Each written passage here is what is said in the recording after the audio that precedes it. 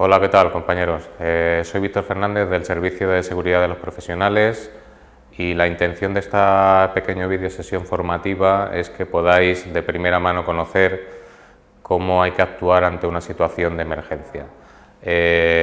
Lo que conocemos como planes de autoprotección o planes de emergencia en centros sanitarios, sobre todo los centros de salud y unidades básicas, son documentos de obligado cumplimiento y que están redactados conforme a normas, pero evidentemente lo importante es que vosotros lo conozcáis y que sepáis cómo actuar, qué hay que hacer y muchas veces qué no hay que hacer en caso de una situación de emergencia. Por lo tanto, me dispongo a explicaros brevemente lo más importante y espero que podáis profundizar pues, en otras formaciones prácticas y mediante la práctica o ejercicios de evacuación o simulacros. Veréis. Como introducción os diré que todo está regulado en una serie de normativas a nivel nacional, a nivel autonómico, norma básica de autoprotección de los centros, el decreto 8 del 2004 de Baleares, de desarrollo de la ley de ordenación de emergencias, etcétera, que hay que cumplir. No es algo que nos inventemos, es algo que está muy regulado. Incluso el artículo 20 de la ley de prevención de riesgos laborales habla de medidas de emergencia y de primeros auxilios. Por tanto, es algo que tenemos que tener a disposición, pero como digo y recalco, lo importante es que los profesionales conozcan cuáles son las pautas principales para poder actuar en caso de emergencia. Hay mucho lío, a veces se habla de plan de catástrofes, planes de emergencia, planes de autoprotección, se suele confundir. Una aclaración muy rápida, plan de catástrofes va por un lado, habla de catástrofes externas, y cuando se refiere a emergencias internas del centro de trabajo hablamos de plan de emergencia o más correctamente cuando es el documento de gran envergadura se llama plan de autoprotección, ¿vale? Cualquier otro centro más pequeño como una unidad básica o como una zona donde no haya tantas plantas o tantas consultas estaríamos hablando de unas medidas de emergencia, que es como un plan de emergencia pero más básico. Al final las pautas suelen ser las mismas, pautas de actuación y pautas de alarma o aviso a otros componentes o compañeros para que nos ayuden. En definitiva, un plan de emergencia lo que trata es de gestionar el tiempo siempre va en nuestra contra, todo el tiempo que tardemos en reaccionar y en poder avisar y en su caso evacuar si fuera necesario, pues siempre va a ir en nuestra contra. Cuanto más tiempo pasa, más difícil es reaccionar y las consecuencias de, imaginaos un posible incendio, pues se multiplican con ese tiempo. Además, el objetivo principal, como podéis adivinar, no es otro que salvar vidas, principalmente la nuestra y la de los usuarios, evidentemente, del centro sanitario. Después, salvar medios, todo lo que queráis, pero primero salvar vidas, ¿de acuerdo? Podemos clasificar las emergencias en varios tipos, diurnas, nocturnas y también en función de la envergadura, en conato de incendio, en emergencia parcial, emergencia general, etcétera. Hay una serie de clasificaciones. Lo importante es saber que una emergencia no nos va a avisar, no nos va a decir si va a ocurrir mañana o pasado mañana, la semana que viene, por la mañana, por la tarde, por la noche. Imaginad la situación cómo varía en el turno de mañana, el de tarde o en un centro de salud donde haya un SWAP o un personal que esté trabajando por la noche. Evidentemente cada situación requiere una actuación, aunque las pautas van a ser muy parecidas. Mirad qué posibles situaciones de emergencia podemos tener. Amenazas de bomba, terremotos, incendios, inundaciones, depende ya de lo que se trabaje en el centro, pues si hay productos químicos, etcétera. Hay un montón de situaciones de emergencia, evidentemente en el documento que os he comentado antes que oficial está evaluado el riesgo de que suceda cada una de ellas y como podéis imaginar no estamos en una industria petroquímica ni en un sector industrial de grave riesgo, sino que estamos en un sector sanitario en el que es verdad que se trabaja pues, con ciertos equipos y ciertas instalaciones, pero no llega a ser un grado de peligro que pase del riesgo bajo medio, es decir, sobre todo en incendio, que es lo que más probabilidad dentro de todas estas situaciones y dentro de la probabilidad baja general se pudiera producir, ¿vale? Bien, os hablaré un poquito de algunas de ellas, pero muy brevemente, ¿vale? Porque pues hay algunas que están incluso reguladas a nivel autonómico. Hay un plan territorial de Baleares, Platerval, de protección civil para situaciones de emergencia general, como se han dado algunas veces en las islas, ¿no? De inundaciones, de cat de fibló, fuertes vientos, tornados, llamadlo como queráis, de incluso algún terremoto históricamente, pero muy breve, y alguna otra situación de contaminación marina, etcétera, ¿no? Estos son los que desarrolla el Platerval, el incendios forestales, Infoval, el terremoto, Geoval, mercancías peligrosas, contaminación marina, fenómenos meteorológicos adversos, inundaciones. Todo eso tiene una serie de actuaciones a nivel autonómico por parte de Protección Civil. ¿Por qué os cuento esto? Porque puede ser que a veces la emergencia provenga del exterior y nos dé un aviso al centro. Imaginaos que, por ejemplo, hay un tornado exterior, hay una situación de fuertes vientos y nos avisan en el centro de que hay que permanecer dentro, ¿vale? Todo esto lo vamos a diferenciar, lo vamos a ver luego, evacuación o confinamiento, siempre hay que sopesar eso. ¿Qué haríamos en una situación de terremoto? Este es el mapa de información sísmica de Baleares y hay diferentes zonas y diferentes grados de posibilidad de que se produzca un terremoto. Evidentemente no estamos en México, ni en Indonesia, ni en según qué zonas del mundo donde se pueden producir situaciones con más frecuencia. Aquí, aparte de no ser en teoría, muy violentas, sí que se podría producir alguna vez. En caso de terremoto, la secuencia de actuaciones son muy claras y muy breves. Depende de la secuencia, si es muy rápido no nos dará tiempo a salir. Si fuera lento, de menos a más, los temblores nos daría tiempo a salir al exterior y alejarnos de cornisas, árboles o zonas donde pudieran caerse objetos, y siempre teniendo en cuenta que no hubiera una construcción bajo rasante, ¿vale? Para que no nos hundiéramos. Si no nos da tiempo a salir, pues como los niños les dicen en el colegio, es una cosa parecida. Lamentablemente, pues hay que permanecer en el interior del edificio. Si empezamos a temblar, el edificio empezarán a caer pues las luminarias, las estanterías, todo lo que haya alrededor. Por lo tanto, hay que protegerse o bien debajo de una mesa o en una esquina de la habitación o debajo del dintel de una puerta o en zonas estructurales que puedan ser más resistentes, donde haya una columna, cerca de la columna. Esas son las opciones más seguras dentro de que se produzca esa situación y nos viéramos inmersos, ¿vale? Son breves consejos, no estamos, como digo, en una zona en la que suele pasar y no tenemos mucha cultura. En otras zonas geográficas del mundo sí que hay incluso habitaciones especialmente protegidas, dirigidas a prevenir esas situaciones, o blindadas, en las que se dirige la gente para poder protegerse, pero son 4 normas básicas que conviene conocer. En el caso de inundaciones han ocurrido históricamente. Es muy difícil que dentro de un centro ocurriese la inundación, es más que fuera exterior y que nos afectara. Si tiene plantas superiores, evidentemente podemos subir a plantas superiores, ¿vale? En el caso de fuertes vientos, lo he comentado antes, en ese caso hay que alejarse de las ventanas y permanecer con las ventanas cerradas, evidentemente, alejado de las mismas, por si hay proyección de objetos desde fuera que rompan algún cristal y podamos tener algún percance. Incluso nos podemos complicar todo lo que queramos, ¿eh? No estamos en Estados Unidos, con según qué zonas en las que se puedan producir con más frecuencia algún tipo de ataque terrorista, etcétera, pero las instrucciones del Ministerio del Interior son claras. Si nos encontramos en una situación, ante tal situación, correr, esconderse y llamar. Es que no hay mucho más que podamos hacer. Si es una amenaza de bomba, llamar a la policía, que decidirá si es una amenaza fidedigna o no. Y en caso de un centro de salud, pues el jefe de emergencia decidirá si hay que evacuar o no preventivamente hasta que la policía evalúe. Igual con paquete sospechoso, ¿vale? No quiero tampoco preocupar a nadie, no se han dado situaciones de estas, pero bueno, conviene por lo menos tener un conocimiento básico. Me he referido a evacuación o confinamiento. Este es el primer dilema.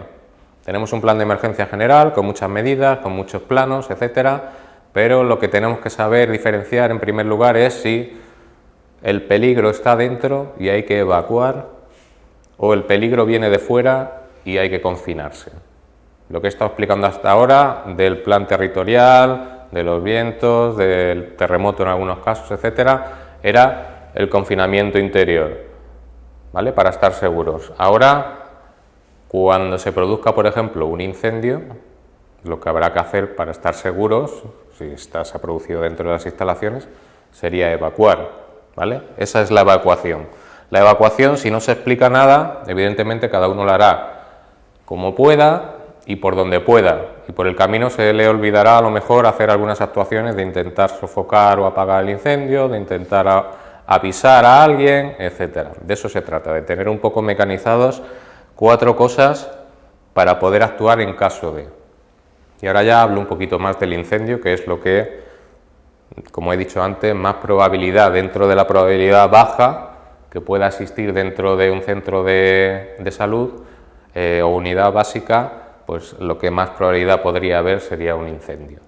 Entonces, os recuerdo muy brevemente la teoría del fuego, ¿vale? Bueno, un incendio y un fuego al final es una diferencia semántica. El fuego es útil, se puede utilizar para cocinar, para muchas labores industriales, pero si se nos descontrola hablamos ya de un incendio, que es el problema, cuando no hay control, ¿vale?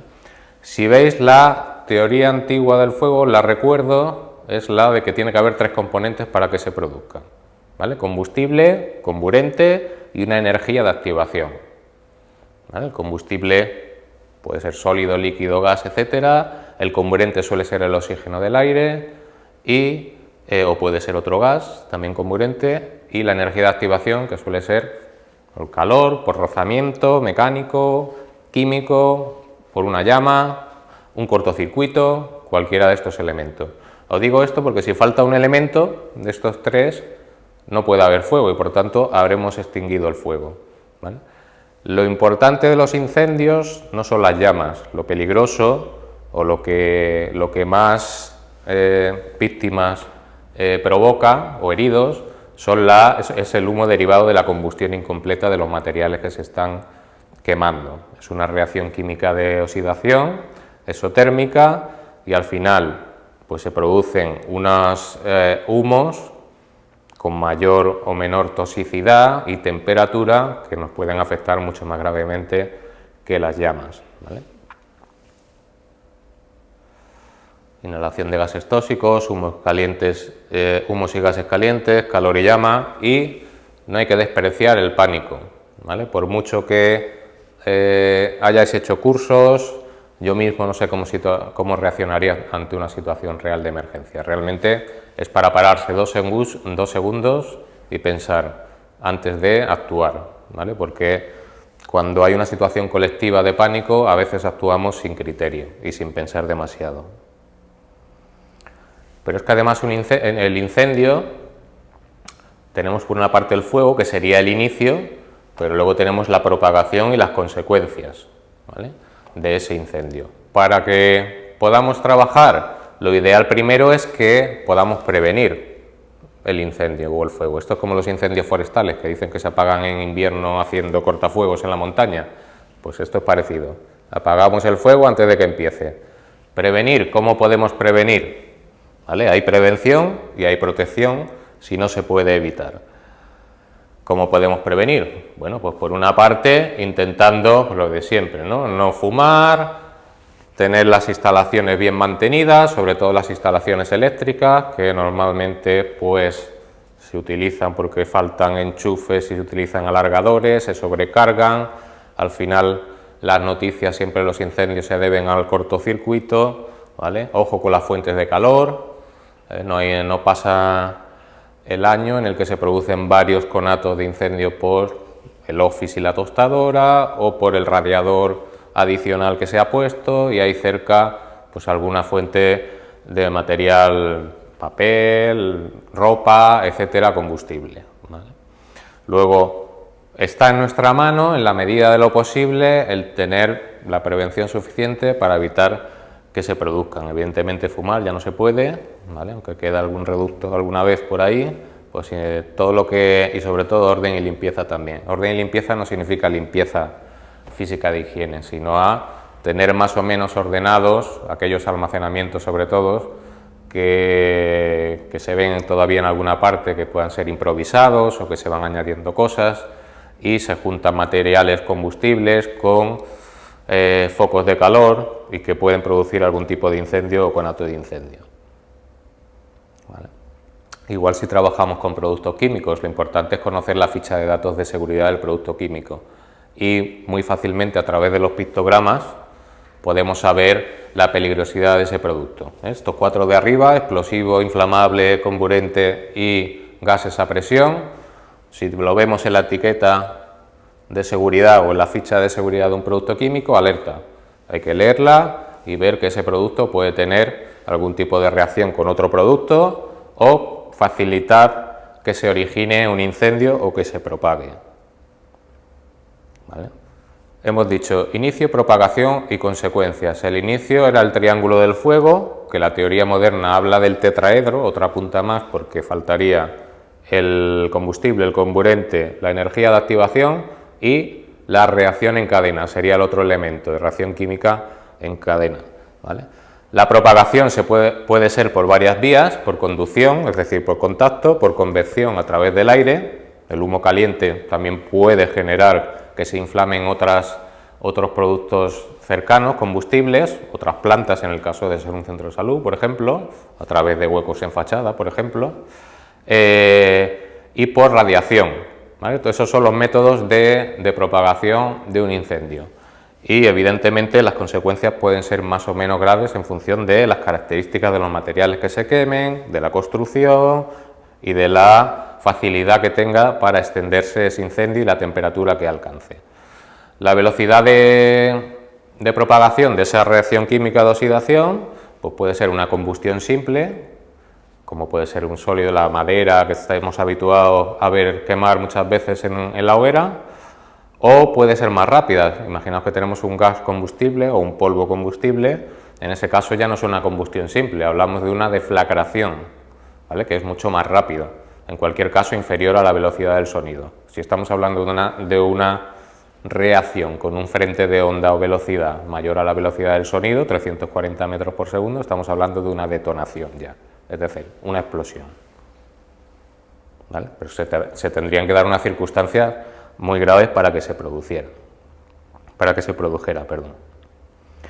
Una situación que podemos encontrarnos algunas veces y que puede llegar a ser peligrosa es que en nuestra instalación del centro sanitario tengamos instalaciones de oxígeno y que por un defecto en las botellas o en la propia instalación haya una pérdida de oxígeno. Nos podemos encontrar pues con una atmósfera sobreoxigenada. ¿Qué significa?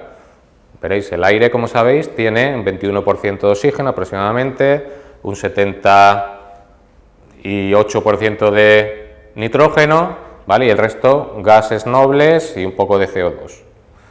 Bien, 21 de oxígeno, el resto de nitrógeno, prácticamente. Si esa situación de 21% de oxígeno se eleva hasta pasar el 25% de oxígeno, estamos hablando de una atmósfera sobreoxigenada. En esa situación se favorece mucho que muchos materiales se produzca un incendio y se favorezca su evolución.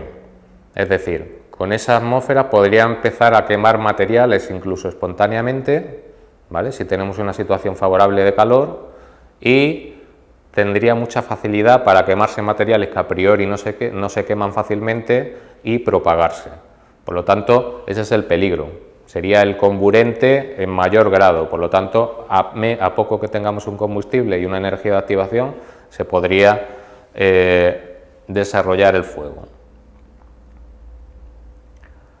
Aparte, tenemos la otra parte. Si no hemos podido prevenirlo, podemos proteger las consecuencias. Inicio, propagación, consecuencias.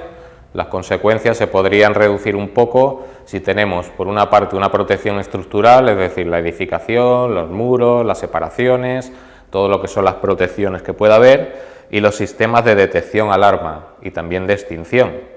¿Vale? Ahora os enseñaré algunos en un momentito. Solo un pequeño inciso para que conozcáis esto.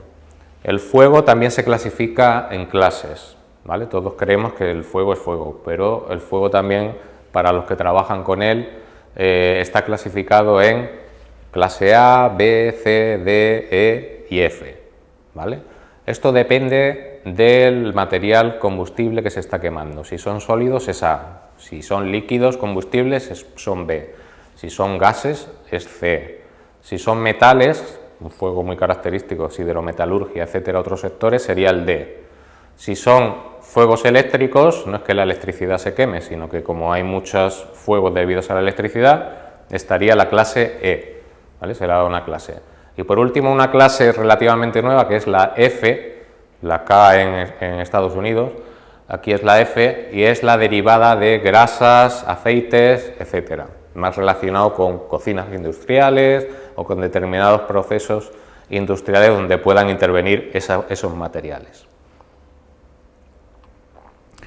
Y os explicaba el triángulo del fuego, o el tetraedro que os he dicho luego, añadiendo la reacción en cadena, porque si eliminamos cualquiera de esos lados del triángulo o del tetraedro, estamos apagando el fuego. Es decir, el origen del fuego va relacionado con los métodos de extinción.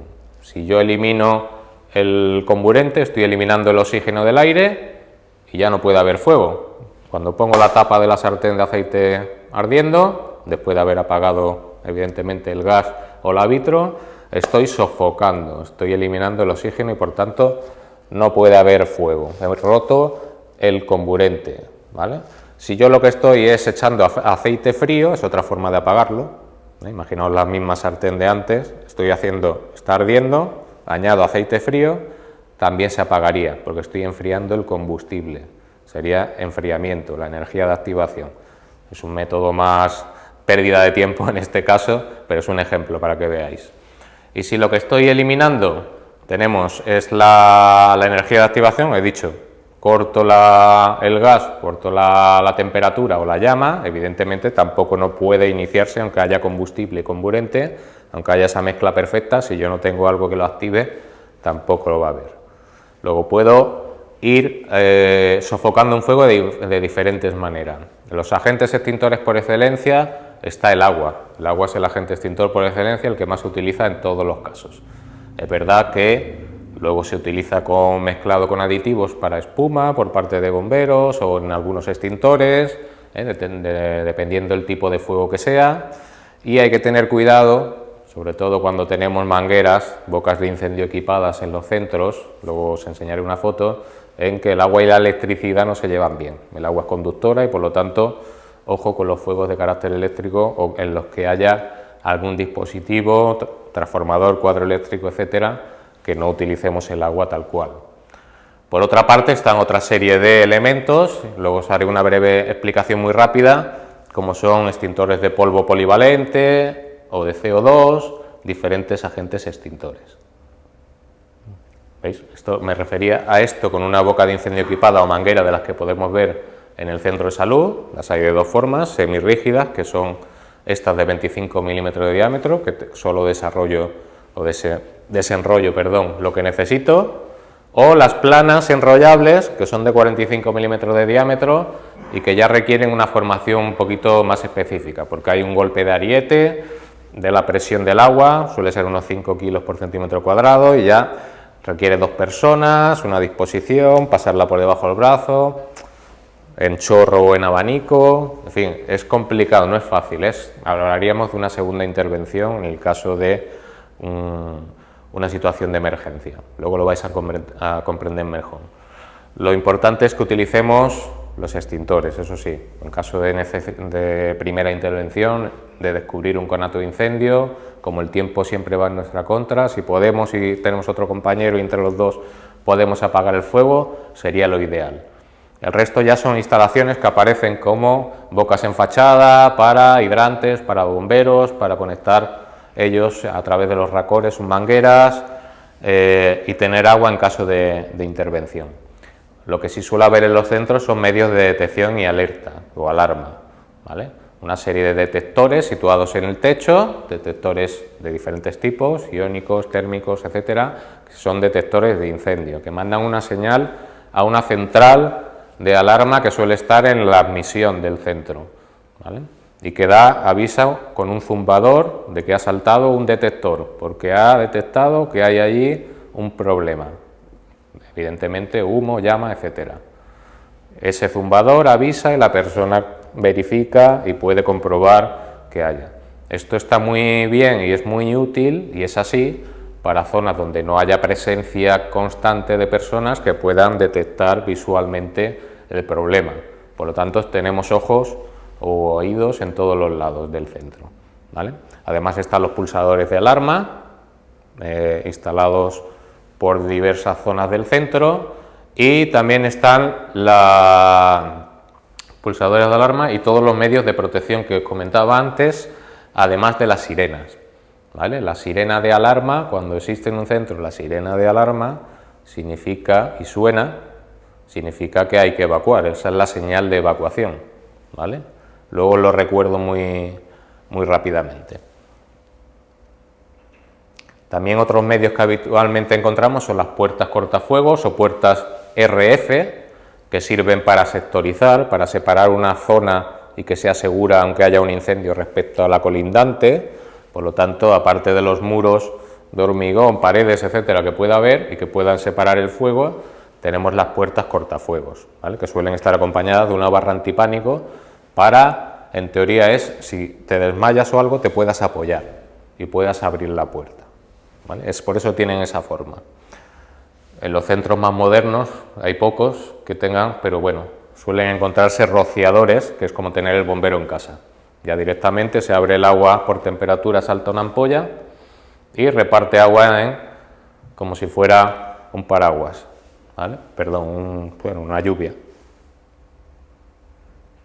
La señalización que soléis encontrar, toda la que es verde, es la señalización de evacuación, dirección hacia las salidas, donde están ubicadas las salidas o las escaleras de emergencia, y toda la que es, como digo, toda la que es verde es de evacuación, incluso de primeros auxilios, ¿vale? Muy importante esta señal, punto de reunión exterior, luego la explico. Y la roja se refiere a dónde están ubicados los medios de protección contra incendio. Principalmente encontraremos la señal de extintores, ¿vale? La señal de mangueras o BIES, bocas de incendio equipada que se llaman, la de no usar en caso de incendio los ascensores, ¿vale? Y alguna más. No hay salida, por ejemplo, también, para no confundir una salida de otra que pueda no dirigir a ninguna parte. Importante dentro del centro, que tengáis conocimiento de que tiene que haber una organización. Hemos hablado de los medios de prevención, de los medios de protección, pero lo importante es que las personas que trabajáis allí estéis organizadas de alguna manera para poder hacer 4 llamadas entre vosotros, alguien que decida, una mínima organización, ¿vale? Que es lo que pretende ese plan de autoprotección y, en definitiva, el plan de emergencias. Por una parte, y esto será común a todos, aunque os recomiendo que veáis y conozcáis el plan específico de vuestro centro, esta será la organización. Habrá un jefe de emergencia, ¿vale? Que suele coincidir con el coordinador médico y sustitutos, coordinador de enfermería y o coordinador de admisión, ¿vale? Siempre habrá un titular y unos sustitutos por si no está el titular, vacaciones, enfermedad, lo que sea, y pueda sustituirle, y siempre alguien adoptar ese rol de jefe de emergencia. El jefe de emergencia es el que toma la decisión, en función de la información que recibe, de si hay que confinarse, de si hay que evacuar, de si hay que llamar al 112, ¿vale? El 112, ¿vale? Ahí juntamos todos los dispositivos externos de ayuda especializada, bomberos, policía, etcétera. Luego eso será la llamada en cuestión. Como digo, el jefe de emergencia tendrá toda esa responsabilidad y además la de, en caso de que vengan ayudas exteriores, poder recibirlas y proporcionarles información de la situación, de lo que está pasando y los planos del centro si es posible. Así tendrán toda la información en su mano para poder actuar, ¿vale? Los equipos que formáis todos los trabajadores del centro. Veréis, por una parte está el equipo de intervención y alarma y evacuación, ¿vale? Normalmente son 2 equipos, pero por las dimensiones de los centros de salud o unidades básicas se concentran en uno. ¿Por qué? Porque por una parte está la parte de intervención, equipo de intervención, que significa que si descubrimos o alguien nos avisa de que hay una situación de emergencia un incendio, podamos actuar en primera instancia, es decir, primera intervención, y os he dicho antes la pista, con los extintores a mano, ¿vale? Y por otra parte, si no hemos participado porque estábamos en otra zona del edificio o hemos participado y no hemos conseguido nada y a propuesta del jefe de emergencia hay que evacuar, pues tendremos la otra parte, que es la de alarma y evacuación. ¿Qué significa? Intentado controlar el incendio, no se ha podido y oímos la sirena de alarma o nos dan instrucciones de evacuar, pues procedemos a evacuar y ayudamos a salir a los usuarios, ¿vale?, que tenemos a nuestro cargo u otros trabajadores que tengamos a nuestro cargo. Luego, equipo de intervención, que sería primera intervención, y alarma de evacuación, en caso de, ¿vale? Luego, todo el mundo del centro de salud tiene algún cometido. Por otra parte está el centro de control. El centro de control es donde se va a ir directamente el jefe de emergencia cuando tenga conocimiento de que hay una situación de emergencia o un incendio. Es el punto neurálgico donde se van a centralizar y canalizar las comunicaciones, ¿vale?, con el 112, con otros miembros del grupo de emergencia, etcétera, sobre todo, y ahí estará físicamente el jefe de emergencia para recibir la información, tomar las decisiones y poder transmitirla. Ese centro de control, como podéis imaginar, es la admisión del centro. Y si se viera afectada la admisión, habría que buscar un lugar alternativo, evidentemente, para poder realizar esa tarea de centro de control. Luego ahora tenemos un jefe de emergencia, el resto de personal que forma parte del centro de salud y que forma el equipo de intervención, el alarma de evacuación y el centro de control. Estos tres son lo fundamental del grupo de emergencia. En la mayoría encontraréis otro grupo que es el de segunda intervención o equipo de apoyo. Este se encargará de ayudar a aquellos que han intentado hacer una primera intervención y no han conseguido sofocar el incendio, a aquellos que necesitan una solución adicional, por ejemplo, cortes de luz o alguna instalación, ¿vale? Suele coincidir con personal que no estaba haciendo tareas directas durante la primera intervención o durante la evacuación y que se pone a las órdenes del jefe de emergencia para echar una mano, ¿vale? Echar una mano en cualquiera de esas cosas, o en la intervención apoyando con más extintores o incluso con una manguera, o en la evacuación, pues porque hay una puerta que no se ha abierto del todo y hay que facilitar que se abra, porque hay obstáculos que hay que retirar, etcétera, ¿vale? O hay una zona más difícil de evacuar. Imaginaos pediatría en una primera planta, ¿vale? Hay que dejar los carros de los bebés o de los niños y cogerlos en brazos las madres y salir, cosas que habitualmente salen y se preguntan en las sesiones formativas, ¿vale? Bien, ya tenemos una estructura creada de grupo de emergencia, un jefe de emergencia que decide, un centro de control para canalizar las comunicaciones y los equipos, el equipo general de todo el personal, que es primera intervención, o alarma y evacuación, básicamente, y equipo de apoyo si hay más gente para ayudar.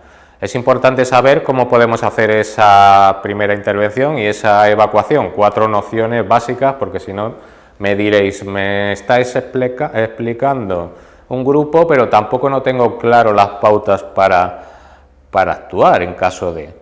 Normalmente, por criterios, se utiliza la secuencia RACE, igual que para primeros auxilios utilizamos la secuencia PAS, proteger, avisar y socorrer, o el ABC en primeros auxilios. En emergencias o en incendios, concretamente, se suele utilizar la secuencia RACE, rescate, alarma, compartimentación y evacuación. Si hay un incendio, primero rescatamos si hay alguien que necesita esa ayuda. Después compartimentamos, significa que cerramos puertas o ventanas que puedan ayudar a favorecer la propagación del incendio, porque entre aire, corrientes de aire, etcétera. Después, rescate, alarma, avisamos, perdón, me he saltado un paso. La alarma, evidentemente, siempre hay que avisar a alguien, porque si no, nadie conoce la situación y nosotros nos hemos metido en un berenjenal, evidentemente tendremos dos problemas, ¿vale? Luego rescate, alarma, compartimentación, ahora sí, para que no se propague el posible incendio, y luego extinción, el intentar apagarlo, esa primera intervención que os hablaba antes. Luego RACE nos puede ayudar a pensar cuál es la secuencia, ¿vale? Bueno, pautas. Si hay humo y yo tengo que evacuar, evidentemente evacuaré por la salida alternativa por la que no hay humo, ¿vale? Y muchos me dirán, ¿y qué pasa si hay humo y solo hay una salida? Que a mucha gente le preocupa que solo hay una salida y eso está tasado normativamente. ¿Cuándo tiene que haber más de una salida o cuándo puede haber solo una salida? Depende de la superficie, de la ocupación, del uso del edificio, etcétera. Evidentemente todos los edificios o construcciones más modernas pues se basan en normativa más actual y de alguna manera es más nueva y hay más protección, más facilidad de evacuación, etcétera, construcciones más horizontales, pero hay que lidiar con todas las situaciones, ¿vale? Luego, si tenemos salidas alternativas y hay humo por una, buscamos siempre la otra, eso es de sentido común, ¿vale? Lo que pasa es que con el pánico, etcétera, a veces es el menos común de los sentidos, como sabéis. Luego, si hay una sola salida y hay humo, habrá que valorar. Quiero decir, si la situación de humo es una cortina de humo negro, evidentemente, y hay una distancia superior a 20 metros para llegar a la salida, será muy complicado llegar a la salida. Más vale confinarse dentro de una consulta, dentro de un recinto, ¿vale?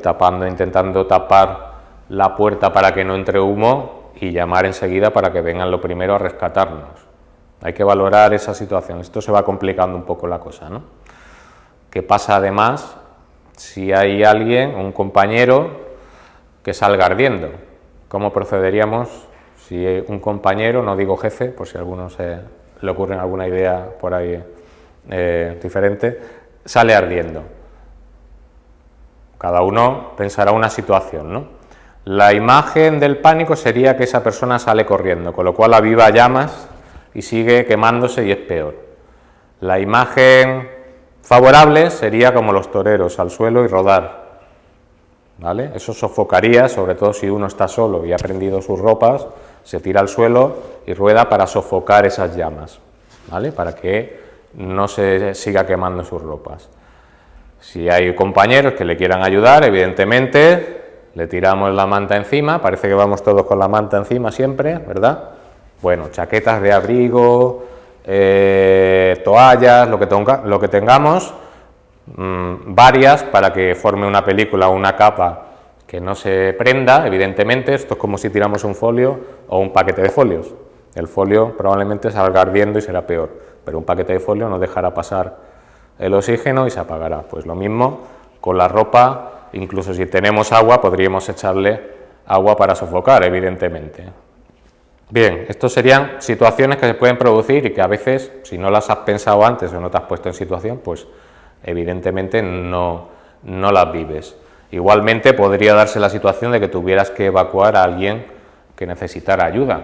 Pues los centros de salud precisamente van usuarios con unas patologías o enfermedades y puede haber personas pues impedidas o que necesiten una ayuda para salir. Y ahí, pues evidentemente utilizaremos todos los medios a nuestro alcance para poder salvar a las personas, ¿vale? Siempre todo lo que voy a explicar es sin arriesgar nuestra propia integridad física. No olvidéis que no sois el cuerpo de bomberos ni sois la policía en el sentido de intervenir sí o sí.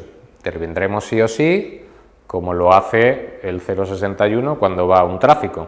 Primero proteger, ¿vale? Para que el socorrista no se vea también víctima del problema, por lo tanto tendríamos dos problemas. Luego siempre con la cabeza de pensar que tenemos que protegernos nuestra propia integridad física y hacer todo lo posible que esté en nuestra mano dentro de esa premisa para poder salvar a los demás. Y para no dejaros un poco sin las instrucciones básicas de intervención, que me diréis, porque os he avisado de la evacuación, el humo, las personas impedidas, situaciones que puedan suceder. También en cuanto a la intervención, os decía que el uso de extintores. Os voy a explicar brevemente el uso de los extintores que tenéis a vuestra disposición. Y como os decía, os explico el uso de los extintores básico que tenéis en los centros sanitarios. Normalmente vais a encontrar estos dos tipos de extintores en los centros, ¿vale? Todo lo que estoy explicando en esta sesión de formación, como podéis comprender, os vale para el trabajo, pero os puede valer para la vida también habitual y fuera del lugar de trabajo, porque también vais a encontrar en la mayoría de situaciones estos extintores, aunque como digo podéis encontrar otros, ¿vale? De espuma y de otros componentes, pero los más habituales son este. Primero está el extintor de polvo polivalente, que es este, que suele ser de 5 kilos, aunque los hay grandotes y en un carro extintor con ruedas, que son de 25 kilos, y llevan dentro un agente extintor polvo. Y estos otros que son de CO2. También son de 5 kilos, suelen ser más finos y elevados y se caracterizan también por tener esta especie de trompeta, ¿vale? O difusor. Bien, primero, ¿cuándo elegimos uno? ¿Cuándo elegimos otro?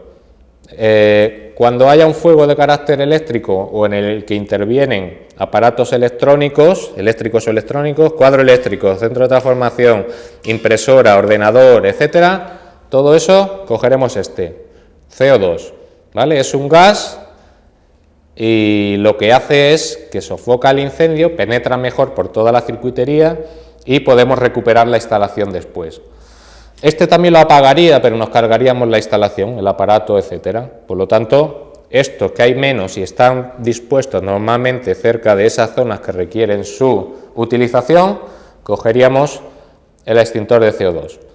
Para todo lo demás, además de Mastercard, como digo muchas veces en mis sesiones, pues está el extintor de polvo. El extintor de polvo polivalente se llama polivalente porque vale para fuegos A, B, C, ¿vale? Incluso eléctricos hasta cierto voltaje. Luego es polivalente, vale para casi todos los tipos de fuegos que podemos encontrar. Todo lo que voy a explicar lo pone aquí, pero entiendo que en una situación de emergencia no nos paramos a leer todo eso, hay que conocer previamente un poco el manejo y espero que se puedan hacer sesiones de formación, que participéis y que podáis dispararlos, porque si no es difícil que os acordéis después. Nociones básicas: uso de un extintor, lo cojo de donde está colgado, que suelen estar colgados, ¿vale? Lo primero que haré es sacar la boquilla, tirar de la anilla, ¿vale? Esta anilla es una especie de precinto que nos da idea de que ha sido revisado. Estos aparatos pasan revisiones anuales e incluso quinquenales de retimbrado de todo el recipiente, y lo primero que tenemos que hacer es quitar la anilla. Quitar la anilla, apretamos y eso es un primer disparo de prueba. Apretar una vez para no irnos corriendo 30 metros con el extintor y que luego no funcione, ¿vale? Hacemos un primer disparo de prueba. El que el manómetro esté en la zona verde ya nos indica que el extintor está bien. Si estuviera en rojo ya tendríamos dudas. Pero es que además a veces, como esto está colgado durante mucho tiempo y la idea es que no se tenga que usar nunca, el polvo se puede quedar un poquito apelmazado, ¿vale? Entonces, si en el primer disparo de prueba no funciona, bastará con darle un par de golpes, ¿eh? Esto no es un aerosol que haya que agitar, esto será un par de golpes para que ese polvo se mueva y hacemos el disparo de prueba. ¿Que funciona? Perfecto, ya nos vamos a donde está el fuego. ¿Que no funciona? Pues hay más extintores, esa es la idea. Cada 15 metros, más o menos, de radio debería haber un extintor, por lo tanto será fácil encontrar otro. Lo normal es que funcione, ya digo. Y también nos vamos 20 metros y esto pesa 5 kilos, que algunos pondrán problemas también, dirán, ay, mi espalda, ¿cómo está? Bien, lo puedo arrastrar. ¿Vale? No tengo que ir con él cogido siempre en brazos.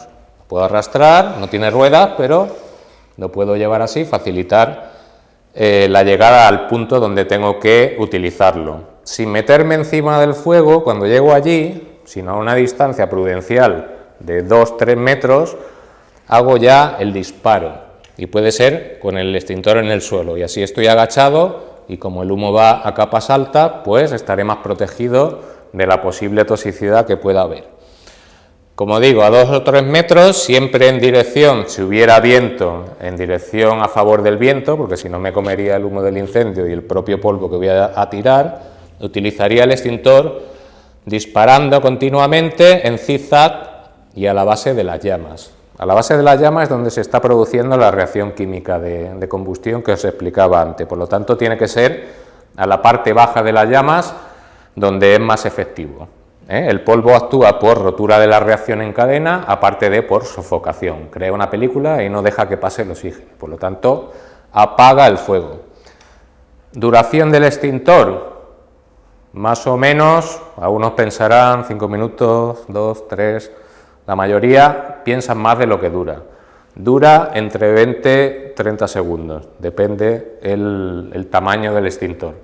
Eso no nos tiene que desanimar, porque primero hay más extintores y podemos usar varios a la vez, y segundo son muy efectivos, podemos apagar una superficie muy amplia quemándose mediante el uso de un extintor. Por lo tanto, os animo, si hay algún curso de práctico, que podáis utilizarlo y aprender a tener la sensación de utilizarlo. En el resto de casos, este extintor, como he dicho, para temas eléctricos o electrónicos sería igual. Sacas la boquilla, tiras de la anilla y aquí no hace falta disparo de prueba porque es un gas a presión ya, CO2, dióxido de carbono, por lo tanto, igual en zigzag y a la base de las llamas o al cuadro eléctrico o a donde fuera. Tiene este difusor porque el gas a presión al salir sale muy frío, sale a menos 273 grados centígrados, por lo tanto conviene no cogerlo por la parte metálica porque nos podemos quemar por congelación y por eso tiene este difusor. Estamos disparando por un lado y agarrando el difusor que nos protege por otro lado, ¿vale? También se llama CO2 o nieve carbónica, si habéis oído el nombre, porque cuando lo tiras se forma una especie de película blanca tipo nieve por la temperatura que tiene y que os he comentado. No son tóxicos, ¿vale? Pero tampoco son para usar contra personas, ¿vale? Por eso os he explicado antes la forma de cómo se apagaba un compañero o nosotros mismos si salíamos ardiendo. No tiraríamos extintores sobre personas, sino sobre incendios, ¿vale? Y como digo, se puede utilizar uno o dos simultáneamente. Siempre conviene en la actuación o primera intervención actuar en grupo de 2 personas, es decir, si uno tiene un problema, el compañero le puede ayudar en un momento dado y no se queda solo ante la situación de peligro, siempre 2 personas si es posible y con una salida a la espalda, no nos juguemos, no somos héroes, ¿vale? Si yo estoy aquí y hay un fuego en una habitación, yo desde la puerta puedo intentar tirar el extintor, no necesito meterme hasta el fondo y venirme arriba, dar la vuelta y que en un momento dado esté yo, el fuego y la puerta, no tenga una salida de escape por si es necesario.